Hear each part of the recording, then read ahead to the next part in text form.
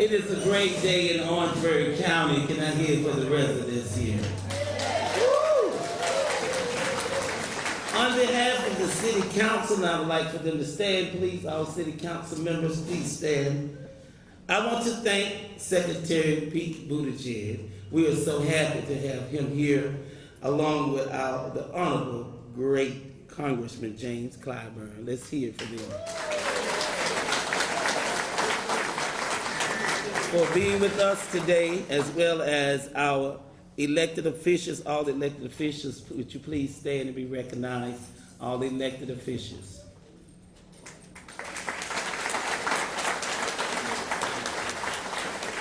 This is such an exciting day for the city of Orangeburg.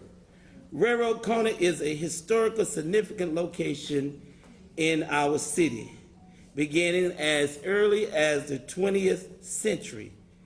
It was once a thriving hub for African American businesses. It is also a midpoint between the two sites of Orangeburg massacre.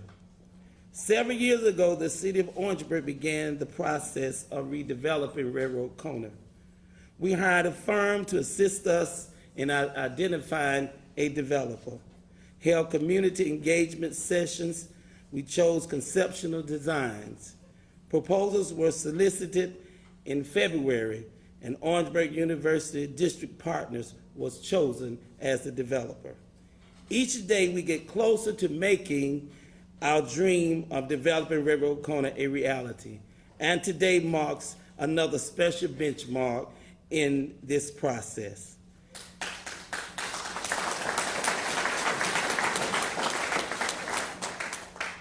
It is a great honor to have our Secretary Buttigieg here and our Congressman here today for this special announcement.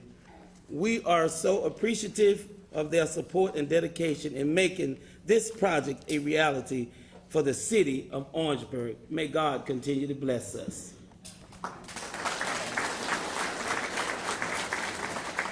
At this time, we will bring Layla to the podium. Let's give Layla a hand.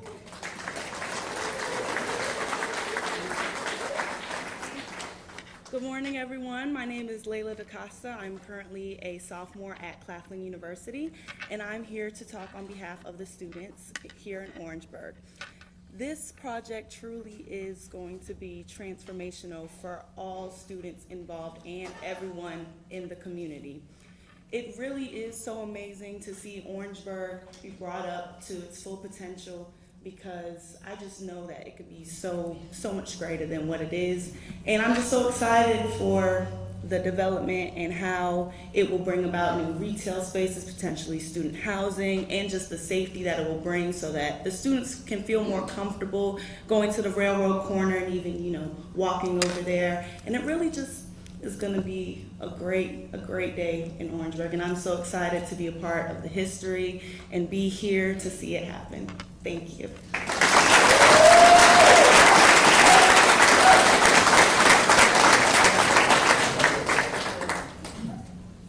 Thank you very much, Layla.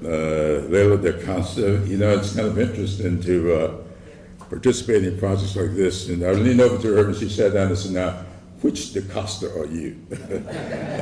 And she told me who her granddad was, who I knew. That told you a little bit about why I have no hair left. Let me thank you, Mr. Mayor, for your visionary leadership of this great city. Orangeburg means a whole lot to me, as you know. When I was a kid growing up over in Sumter, my father pastored 2 days a month, every second and fourth Sunday. We were at the Little Church of God here on Treadwell Street.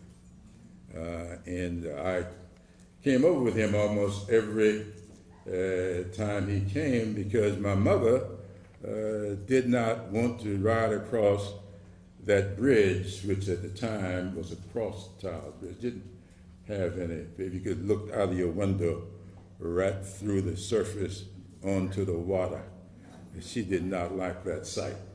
And so I used to come here with him every day. And then after church on Sundays, we would have dinner with Dr. Gabe Buckman, who was chair of the Department of Agriculture at the time, or Matty Pegues, who was chair of the Department of Home Economics at the time, or at the Rhodes family, who were administrators here at South Carolina State. So I grew up in this community by and large. And when I got ready to go to college, my mother told me that I needed to go north to school. She gave me all the schools that she thought I should apply to her, and I told her I was doing the applications.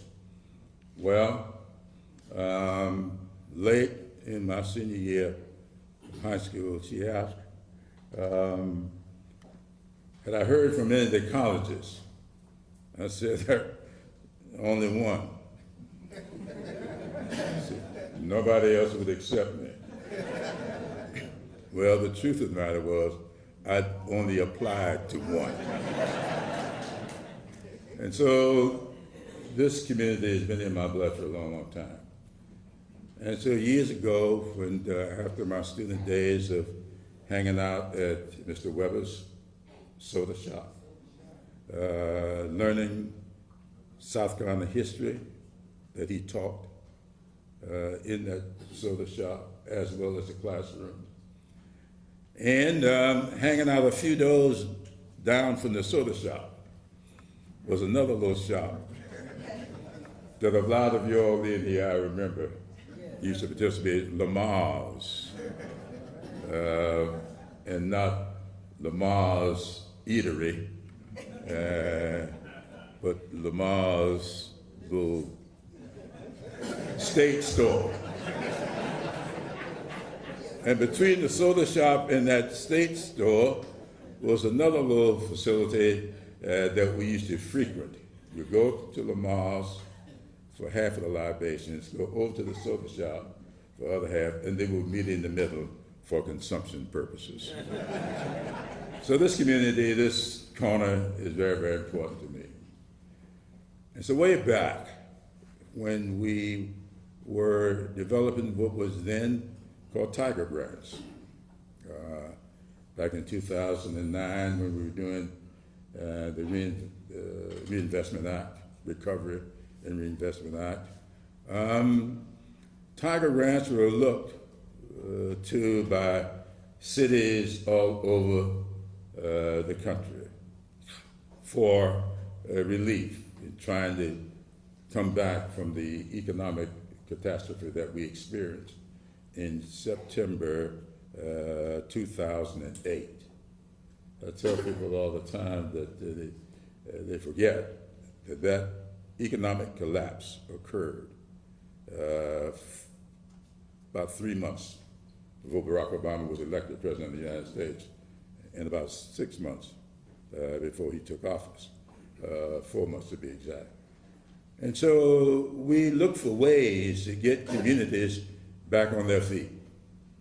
And the Tiger Grant has gone through a lot of iterations and is now raised grant. And several years ago, the mayor said to me that he saw railroad tunnel as the most important thing that he could do for this community. Now, there's something interesting about where we are. 3 census tracts come together here. And those 3 census tracts are called persistent poverty communities. And they are defined by the Census Bureau. And that definition is this: in a community where 20% or more of the population has been stuck beneath the poverty level for 30 years, is considered a persistent poverty community. Think about it. Here in Orangeburg, where we have a county with 6 United States highways coming through this county. Count them. 2 Class A railroads coming through this county. 3 institutions of higher education in this county, all within walking distance of where we are standing. And yet these 3 census tracts are defined by the Census Bureau as persistent poverty. You go figure.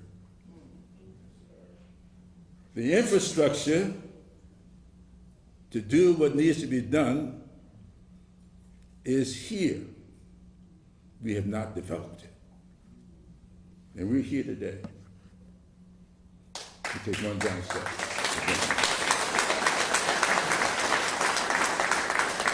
And so I want to thank Secretary Buttigieg, who has been in this community several times, been on these campuses, both these campuses, several times. I don't know, President told him he hadn't been to Orangeburg Tech yet, but he's coming, Mr. President. I promise that when we come to do the dedication, then I want to thank him for his visionary leadership. It is something that's to be said for experience. I don't say that because I am getting ready to celebrate my 83rd birthday next month.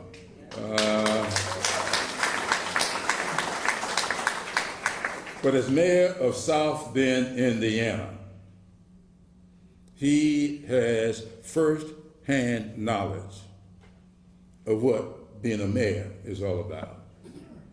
And to take that experience with him into this administration, he knew something about evaluating the worth of projects that are submitted for funding. And so I will congratulate the leadership here. The city manager, where is he? I saw him. Okay. Y'all, I want to thank all of you for doing a great proposal. It was meritorious. But just because a proposal is meritorious doesn't mean it's going to get funded. I've seen a lot of them that were meritorious and didn't get funded. But when you have someone doing the evaluations who's had the experience of what you're trying to say, what you're trying to achieve, it means something. And this secretary did something else. Back when we were putting together the Recovery and Reinvestment Act, I objected to some of what they were planning because I knew what had happened during the Great Depression. When the country was trying to recover from the Great Depression, I knew how these pockets of poverty got created. And I said to them in the very first meeting, I am not going to be a part of a recovery that leaves the communities that I represent out. We have got to figure a way for them to be brought along. And they put in a little formula at my suggestion called 10, 20, 30.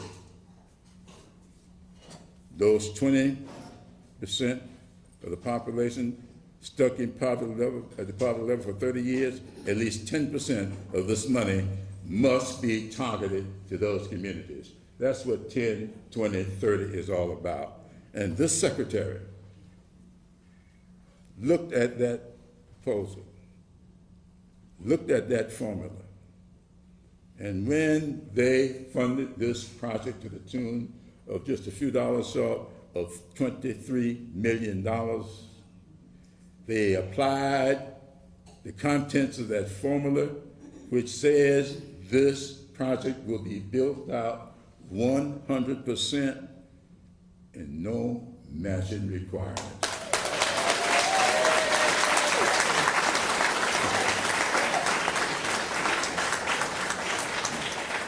You're getting it all. I must admit that when I first saw the budget and they showed me these plans and told me what it was going to cost, I told them, I'll see what I can do. Mr. Secretary, thank you for making me look like I know what I'm doing. Mr. Secretary.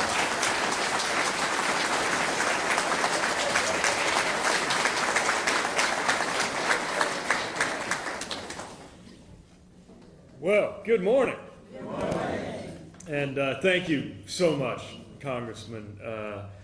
You have been such an effective voice for this entire region. I think you all know this, but you have had a relentless advocate for this project. We are here in so many ways, not only because of Congressman Clyburn's leadership in advocating for this project, but because of Whip Clyburn's leadership in giving us the ability to have these funds in the first place.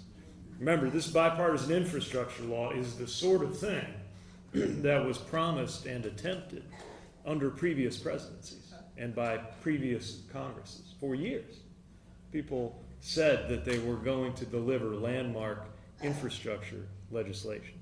And I think that's part of why when President Biden said it was going to be a priority, a lot of people said, oh, okay, we'll see. It was declared dead again and again and again, but thanks to the leadership of Whip Clyburn, thanks to the leadership of President Biden, and thanks to the voices of communities around the country saying, we need this. We got that legislation through, and we are so much better off for it. So thank you for your leadership in more ways than one.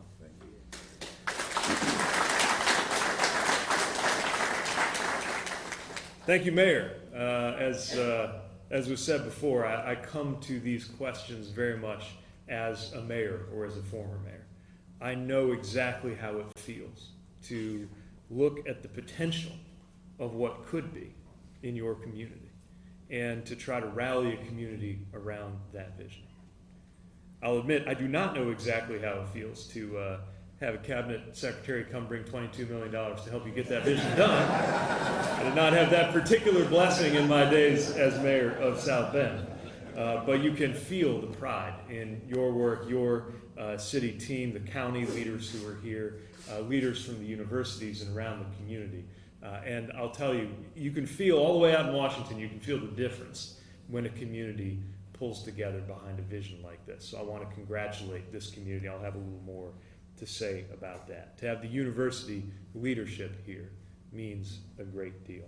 To have Layla speaking for the students whose lives and whose studies will benefit from this work, and to put us in touch with that future that you represent is something we really appreciate. I want to acknowledge all of the leaders who are here and our own team who worked so hard to bring us to today. We call it Raise Day. Happy Raise Day is what we're saying to each other at the DOT, because we've got projects going on across the country, more than 150, which made it a little hard to choose which one to begin with to come celebrate, but I wanted to be right here in Orangeburg. I want to thank my colleagues, including Alvin Brown, who many know is a fellow former mayor of Jacksonville, working in our department. And I would add, he's been nominated by President Biden to serve on the National Transportation Safety Board, whose work has only grown more important in recent times. So glad you could be here and thankful for all of our colleagues. And it just feels good to be in Orangeburg, to be back in Orangeburg, because I was welcomed so warmly here before. I had the chance to go bowling with Claflin and SCSU students. Best bowling game ever. I can't ever bowl again when people are watching, because then people will discover that it was a bit of a fluke that I bowled well that time.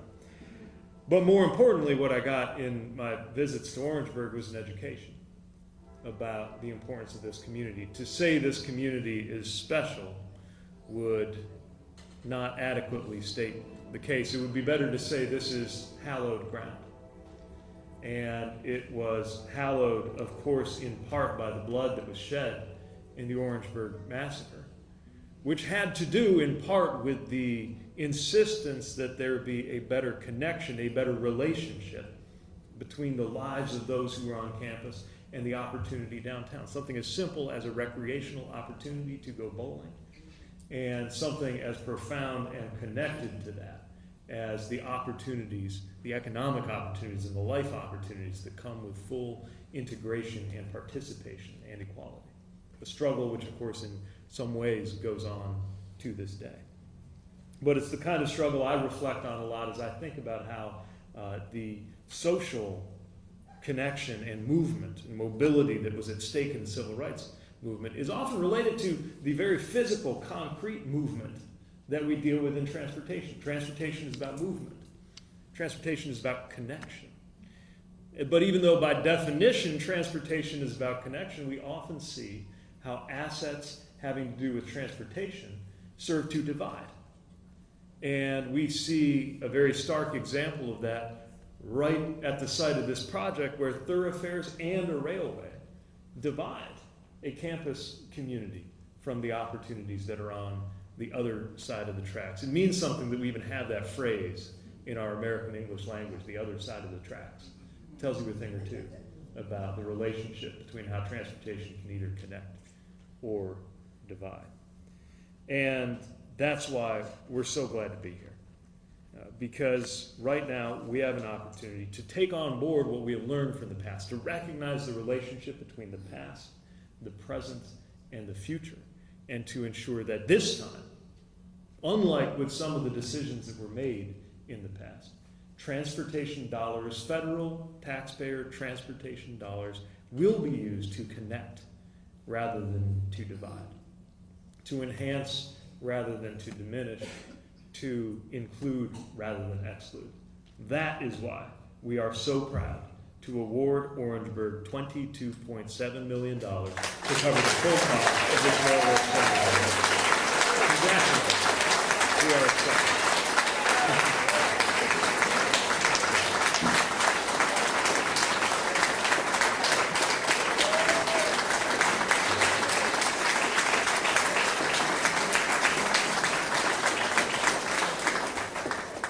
This is a great credit to the community, and we know these dollars are going to go to good use. This funding will go to a new pedestrian bridge over the roads, the highways, and the railroad tracks that have cut the community in two so that people can easily, quickly, and safely walk or bike from campus to downtown. It includes that new transit hub featuring a public transit stop and charging stations. So you don't have to necessarily own a car to get from one part of town to another. Transit is not just about moving through America's biggest metropolitan areas. It connects smaller communities too. And it can be a leveler if there is equal and affordable access to it. And for those who do own cars, a new public parking area so that there's a better place to park, and creating room for better crosswalks and sidewalks on the street. There's a lot to love about this project. The safety implications are especially important right now. Our country is confronting a crisis in terms of roadway deaths, preventable crashes, the greatest share of which, in terms of the rise, has been pedestrian and cyclist deaths. Matter of fact, South Carolina suffers from the highest second highest pedestrian fatality rate in the nation. But leaders here are not taking that sitting down. They're making the investments that are going to save lives, and this is a great example for that. And it means more affordable transportation options for residents who couldn't afford a car, and for those who do, less traffic. And it means that the students and all those who live in this community will be better able to reach jobs and businesses and access to groceries and doctors' offices, government services, family, church, wherever it is you need to be in the rest of Orangeburg. And that, in turn, means more business and more jobs for people who work in the area and stronger economic development for years to come. As we speak, President Biden is preparing to give a major economic address in Chicago, laying out an economic vision we like to call Bidenomics. And while it's being presented in the commentaries as something new, it's something that every mayor understands. It's a simple proposition that good public sector investments make good private sector investments possible. That when you choose to invest in the right corner, the right streetscape, all the way through to the right national infrastructure vision, part of what will come from that is the private sector doing what it does best. And I spoke to local leaders who have an economic vision for what will come next once we get it right on the public side. Now, as excited as we are about this grant, the even better news is that there are 162 grants just today that we're announcing through this program, RAISE, formerly known as BUILD, formerly known as Tiger. And they are going to support projects in every state in the nation. We are replacing 9 outdated bridges in rural Iowa, strengthening the supply chains there. We're building new sidewalks, storm drains, and shared use paths in Bryant, Arkansas, helping to save lives there. We're investing in a project in Kentucky that, in addition to creating a great transportation and trail asset, is going to help them ward off floods that have been devastating in a community there. In Philadelphia, we're adding crosswalks and pavement and traffic signals around half a dozen schools so that children can more safely get to school and get home, just to name a few. Some of them are in big cities, some of them are in rural areas. And as was mentioned earlier in that 10, 20, 30 vision, it has been very important to us to make sure that these dollars reach communities where they're going to make the biggest difference, including historically underserved and overburdened communities. 70% of the grant funding in this cycle is going to underserved communities in areas of persistent poverty, because we know how important.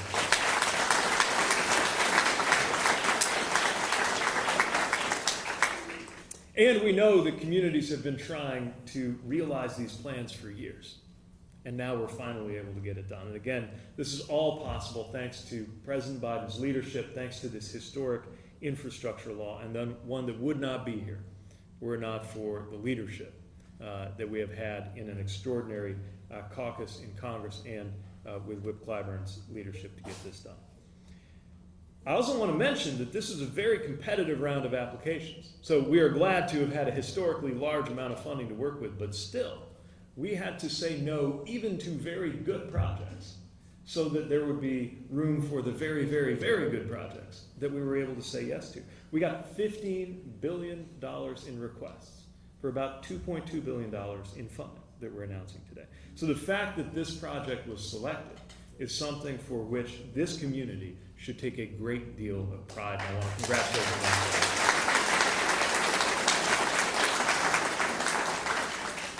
And there's going to be more good news where this came from. Since this this bipartisan infrastructure law was signed, we have funded over 30,000 projects nationwide. Just this week, 130 projects in over 40 states, including here in South Carolina, to deliver American-made low-emission and no-emission buses made by American workers, and investing in the workforce training to help workers get ready to support those next-generation fleets. Friday, we opened applications for a combined grant program that's going to support everything from small rural bridges to some of the biggest, most complex projects in the nation. And very soon, we will be opening up applications for the second round of a program we call Reconnecting Communities, which is the first ever federal program dedicated to projects like this one that will connect people to jobs, resources, and opportunity where they may have been divided by the infrastructure decisions of the past. And we're just getting started. We are acting to reverse decades of underinvestment and exclusion in America's transportation systems. And that isn't easy, but we are moving forward by reckoning with the past and preparing for a better future. We are all reckoning with our inheritance, with decisions that the generations now living did not make, but the generations to come are going to be living with. And what we can control is the next step, the next effort, the next project, what to do with the next dollar. And we do so mindful of what it will mean for those who come after us, our children and grandchildren and their children. The youngest people visiting this event right now, of whom I've been able to see a couple in the photo line, will be using the infrastructure that we're preparing to create today for the rest of their lives. That's why this matters so much. And that's why I'm so proud to be with you in Orangeburg, celebrating this good news. And the only thing, Mayor, I love more than a grant announcement is a ribbon cutting. So I hope you'll send me an invitation when this thing's all done.